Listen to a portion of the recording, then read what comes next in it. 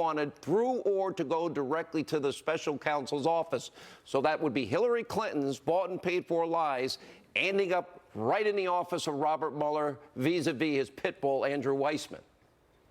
Think about how vast this is, Sean. I mean, if you look at John's story and we focus on Bruce Orr, yeah, that's one part of a much bigger puzzle. We've seen now that there is a resistance within the administration, within the bureaucracy, against the President of the United States, meaning against the people of this country. We're now seeing the pieces of this puzzle just kind of fit and fall together. They were on a fishing expedition to take this president down, to take candidate Trump down, and then to go after President Trump. And they haven't stopped. This is so dangerous because I want us to take a step back. This isn't just about what happened right now. Remember, the State Department was involved in this. Victoria Nuland was involved in this. John Kerry knew what was going on. There were other dossiers out there. And now I'm hearing there's even more dossiers that we still haven't even discovered that were put together by Fusion GPS and spread out across Washington, D.C. So this was an active disinformation effort to take down a candidate that people elected, and it's still ongoing. Let me ask Victoria. And you've been around Washington politics a long time, and you've seen a lot over the years.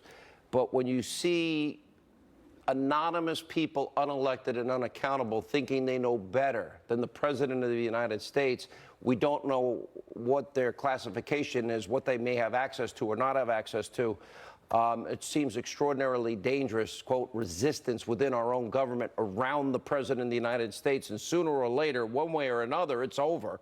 And then Andrew McCabe, of course, and we now know a grand jury has been impaneled. Well, I'll tell you what bothers me, Sean. I'm not at all surprised that Bruce Orr was involved in this plot months before, because what do you think? He wasn't talking to his wife and what she was doing early on in 2016. What bothers me as a former Justice Department official, because I know how it works, is that he was working in a counterintelligence investigation. He is in charge of criminal investigations, and that's like separation of church and state. I never got involved in counterintelligence investigations when I was a head of the criminal investigation unit. They're very different people, and they're very different FBI agents that you work with, and they're very different rules for collecting evidence. So I am appalled that this wasn't a big red sign. And if he were really an honest dude, which he